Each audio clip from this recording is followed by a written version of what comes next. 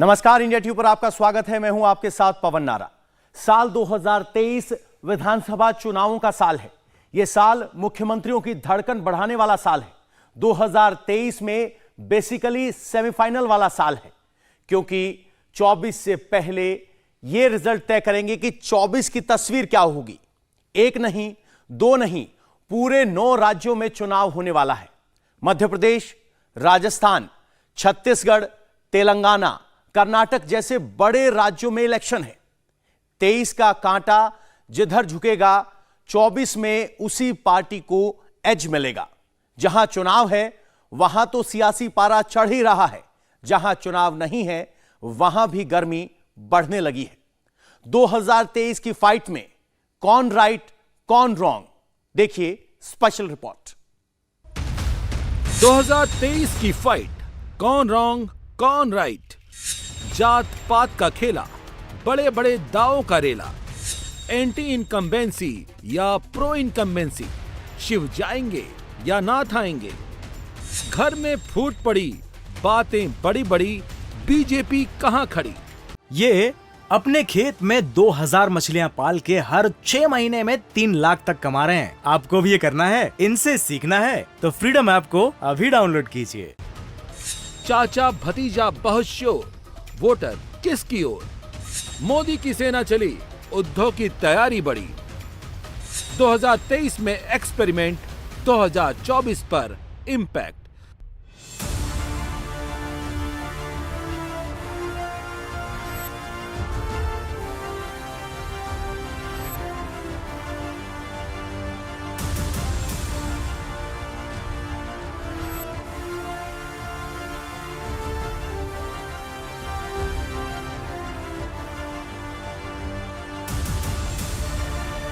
– 2024 की तैयारी है, 2023 ही भारी है, चुनौतियां कई सारी हैं।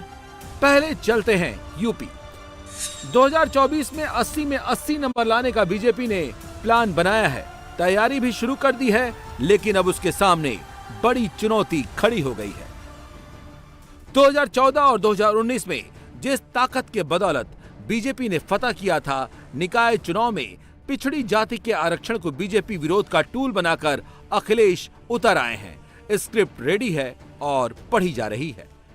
भारतीय जनता पार्टी का पिछड़ों के प्रति व्यवहार हमेशा सौतेला रहा है, और आज जो हमें देखने को मिल रहा है, ये पहली बार ऐसा नहीं हो रहा है। भारतीय जनता पार्टी का समय समय पर पिछड़ों के प्रति, दलितों के प्रति हमेशा सौतेला व्यवहार रहा है, और आज पिछड़ों का आरक्षण छीना है, कल दलितों की बारी हो सकती है। यूपी में करीब 52% आबादी पिछड़ा वर्ग की है, जिन्हें 27% का आरक्षण मिल रहा है।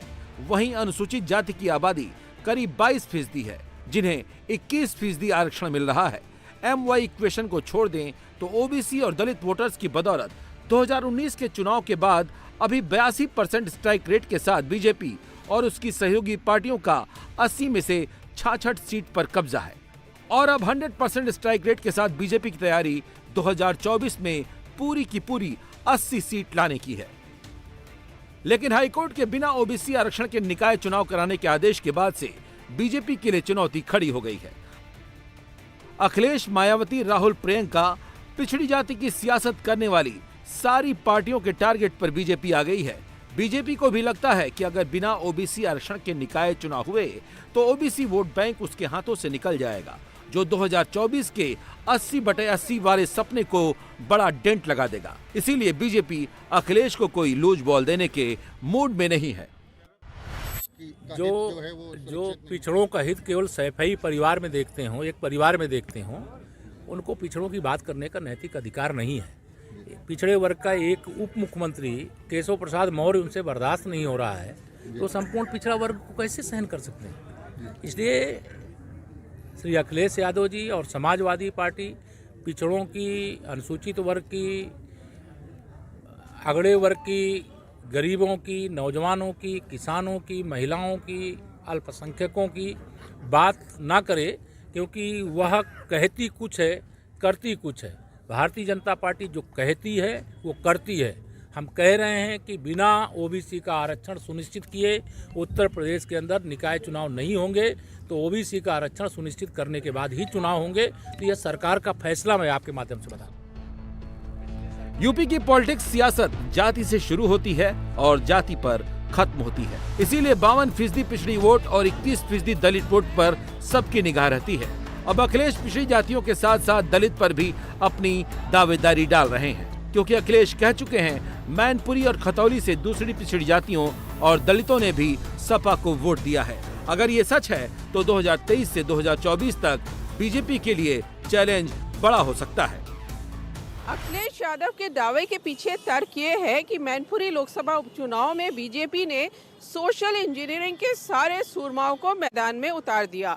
पिछड़ी जाति के केशव प्रसाद मौर्य, एसपी सिंह बघेल, बेबी रानी मौर्य से लेकर पिछड़ी और अनुसूचित जाति के कई मंत्रियों ने वहां अपनी पूरी ताकत लगा दी, लेकिन सारे समीकरण फेल हो गए और डिम्पल यादव चुनाव जीत गई।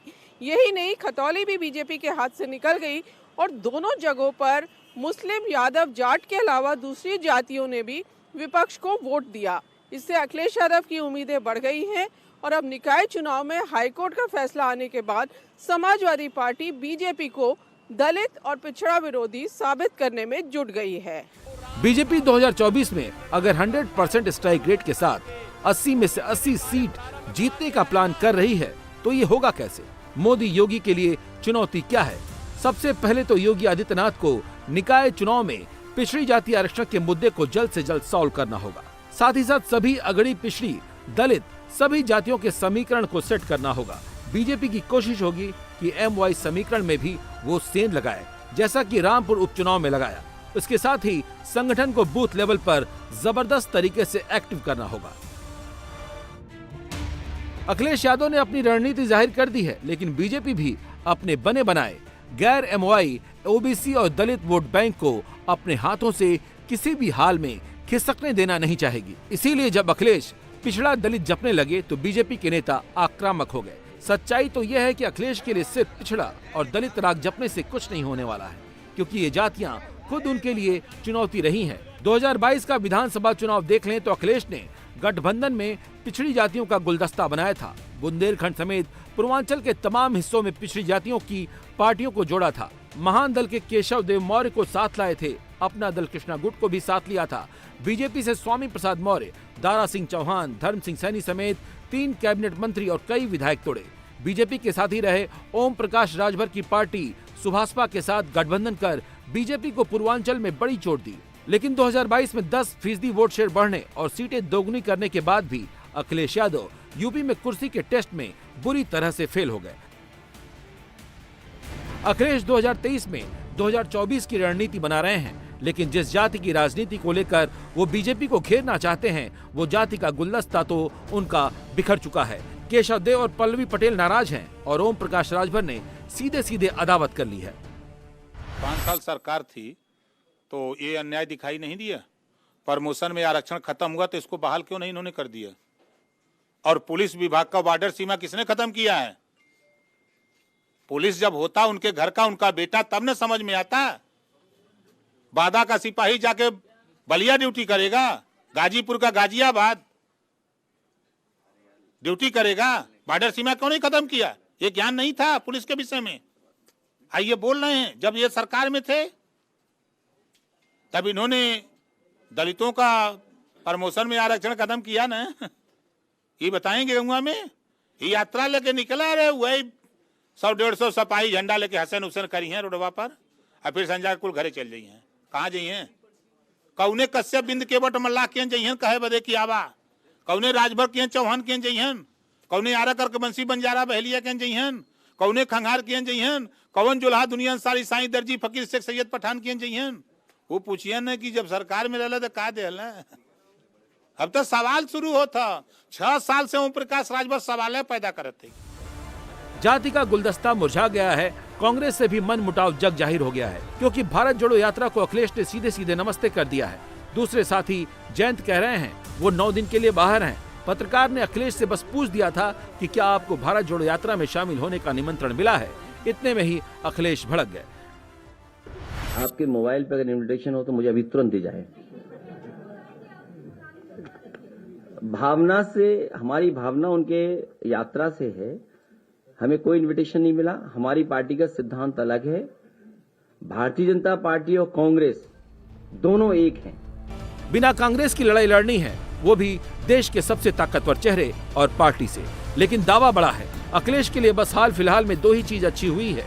एक तो खतौली और मैनपुरी में जीत मिली है, दूसरी चाचा को अखिलेश में छोटे नेताजी नजर आ रहे हैं। लेकिन बीजेपी को 2024 में टक्कर देने के लिए काफी नहीं है, क्योंकि जिस पिछड़ा दलित का नाम प्रेस कॉन्फ्रेंस में अखिलेश रट रहे थे, अब दलित वोटर्स की रहनुमा मायावती ने पॉलिटिक्स में एक्टिव होने का इशारा कर दिया है और जिसका प्रयोग वो निकाय चुनाव में करने वाली हैं। मायावती ने निकाय चुनाव पर मंथन करने के लिए 30 दिसंबर को बैठक बुलाई। इस बैठक में सभी बड़े नेता, मंडल कोऑर्डिनेटर, सेक्टर कोऑर्डिनेटर, वामसेप के जिला अध्यक्ष और पार्टी जिला अध्यक्ष शामिल हुए। यहाँ से मायावती ने अपने सभी पदाधिकारियों को पिछड़े वर्ग को पार्टी के साथ जोड़ने का संदेश दिया। उधर बहुजन समाज पार्टी के प्रदेश अध्यक्ष विश्वनाथ पाल सर्व समाज जोड़ो यात्रा पर हैं, जो अयोध्या से शुरू हो चुकी है। हर मंडल में रोजाना कार्यक्रम हो रहे हैं। भारतीय जनता पार्टी पिछड़ों का नाम लेकर सत्ता में पहुंच गई। समाजवादी पार्टी पिछड़ों का नाम लेकर सत्ता में जाती है, लेकिन जब अधिकारों की बात आती है तो अकेली बहुजन समाज पार्टी है जो दलितों का, पिछड़ों के आरक्षण के लिए पूरी ताकत से संघर्ष कर रही है। सिंबल पर लड़ेंगे आप? हाँ, बिल्कुल सिंबल पर लड़ेंगे। हमारा नगर निकाय में जो गरीब, मजलूम, सर्व समाज के लोग हैं, उनको बहुजन समाज पार्टी सिंबल देकर नगर निकाय के चुनाव पूरी दमदारी से और ताकत से लड़ेगी। और हम लोग उत्तर प्रदेश में पिछली बार भी हम लोग अगर पार्टी के तौर पर देखा जाए तो बहुजन समाज पार्टी नंबर 1 पर थी। इस बार भी हम लोग नगर निगम के चुनाव में, नगर पालिका, नगर पंचायत चुनाव में नंबर 1 की पार्टी बनकर उभरी। यूपी में निकाय चुनाव से पहले पिछड़ी जाति विरोधी का बीजेपी पर टैग लगा तो बिहार में नीतीश कुमार भी एक्टिव हो गए। सियासी दुश्मनी निकालने का सबसे मुफीद मौका उन्हें नजर आया। समझ सकते हैं कि मोदी वर्सेज विपक्ष के मुख्यमंत्रियों की लड़ाई 2023 में किस लेवल पर जाने वाली है।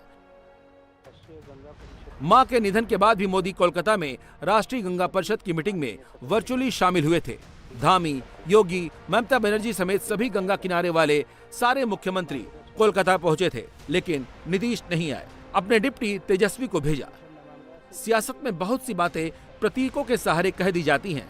सच्चाई ये है कि एंटी मोदी मोर्चा की तैयारियां शुरू हो गई हैं। नीतीश अगुवा बनने को तैयार हैं। जब से नीतीश और बीजेपी के रिश्ते टूटे हैं, नीतीश मोदी को पटखनी देने में जुटे हैं। नीतीश को लगता है कि 2019 लोकसभा चुनाव में बीजेपी को 22 सीट मिली थी, जेडीयू को 2, एलजेपी को 6, आरजेडी को 4, आरएलएसपी को 3 और एनसीपी को 1 सीट मिली थी। नीतीश का मानना है कि जेडीयू की सीट कम होने के पीछे बीजेपी की ही चाल थी।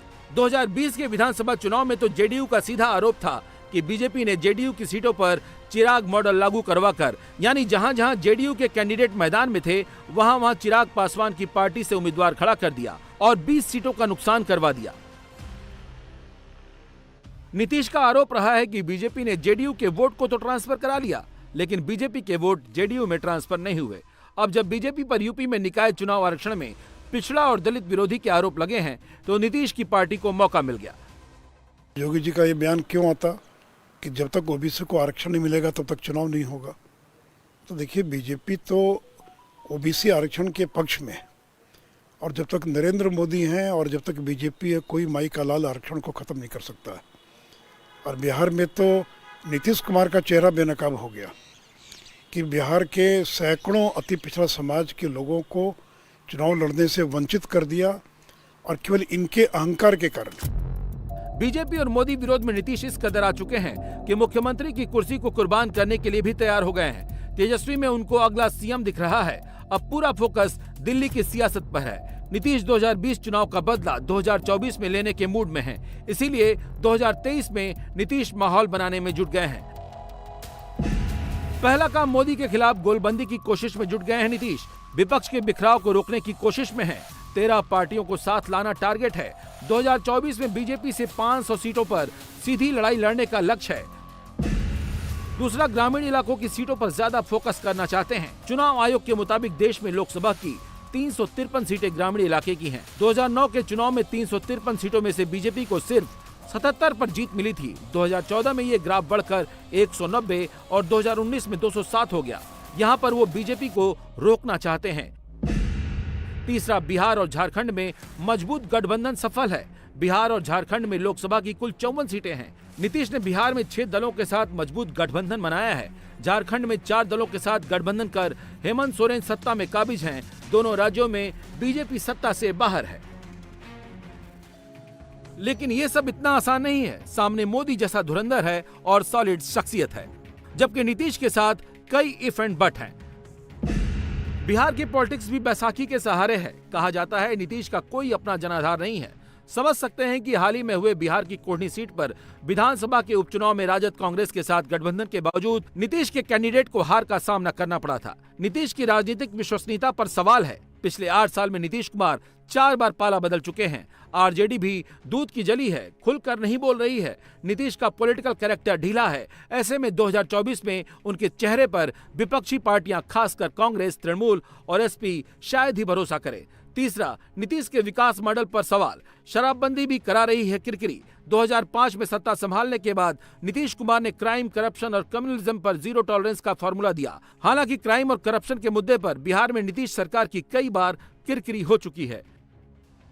यही वो मुद्दे हैं जिसे बीजेपी ने अपना बड़ा हथियार बना लिया है, जिसमें लॉ एंड ऑर्डर, शराबबंदी, विकास मॉडल और आरजेडी का करप्शन और परिवारवाद का मुद्दा है। बीजेपी के लिए सबसे बड़ा दांव मोदी का चेहरा है, जिसके सामने विपक्ष के सारे चेहरे फीके हैं। नीतीश 2023 में क्या करेंगे, लेकिन उससे पहले बीजेपी ने उनके खिलाफ मोर्चा खोल दिया है।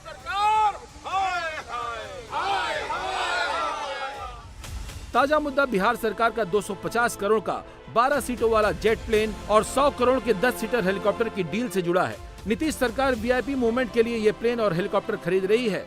बीजेपी कह रही है नीतीश जनता का पैसा उड़ा रहे हैं और 2024 के लिए प्लेन मंगा रहे हैं। देखिए, तो जो खरीद रहे हैं वो खरीद रहे हैं देशव्यापी दौरा करने के लिए। नीतीश कुमार को लगता है कि सब प्रधानमंत्री बन जाएंगे, तो ये 250 करोड़ में अपना सपना जो पूरा करने का प्रयास कर रहे हैं। तो इसलिए मैं तो उनको सुझाव दूंगा कि, और देखिए बिहार में तो ये रहा है कि जिसने खरीद की वो सत्ता से उतर गया। ये अपने खेत में 2000 मछलियां पाल के हर 6 महीने में 3 लाख तक कमा रहे हैं। आपको भी ये करना है, इनसे सीखना है तो फ्रीडम ऐप को अभी डाउनलोड कीजिए। सरदार बूटा सिंह ने खरीदा ये हेलीकॉप्टर, ये प्लेन, 6 महीने के बाद वो सत्ताच्युत हो गए। सत्येंद्र बाबू ने 2 हेलीकॉप्टर खरीदा, साल भर भी सत्ता में नहीं रह पाए। तो मुझे तो लग रहा है कि या तो ये तेजस्वी को गिफ्ट देने के लिए खरीद रहे हैं ताकि वो हवा में अपना जन्मदिन मना सके, या फिर पूरे देश में घूमने के लिए उनको हेलीकॉप्टर, हवाई जहाज चाहिए, जेट प्लेन। एंटी मोदी मोर्चा का झंडा एक और मुख्यमंत्री ने उठा रखा है। इनकी भी नजर 2024 पर है, लेकिन कांग्रेस की शर्त पर नहीं। 2023 में ये भी फॉर्म में रहेंगी। मोदी से सियासी अदावत का रिश्ता इनका बहुत पुराना है। मौके मौके पर ममता अदावत दिखाती रहती हैं, लेकिन जब आज भी मोदी के कार्यक्रम में ममता की नाराजगी दिखी तो हैरानी हुई। दरअसल वंदे भारत ट्रेन का उद्घाटन था। मुख्यमंत्री हावड़ा स्टेशन के उद्घाटन स्थल पर पहुंची। वहां मौजूदा बीजेपी समर्थकों ने जय श्री राम के नारे लगा दिए। मंच पर मौजूद केंद्रीय रेल मंत्री अश्विनी वैष्णव ने तब बीजेपी समर्थकों को नियंत्रित करने की पूरी कोशिश की और उनसे नारेबाजी करने से परहेज करने की अपील भी की, लेकिन मुख्यमंत्री ने मंच पर आने से इनकार कर दिया। इंडिया टीवी हर वक्त हर जगह डाउनलोड करने के लिए सर्च करें India TV news Google play store या ऐप स्टोर पर।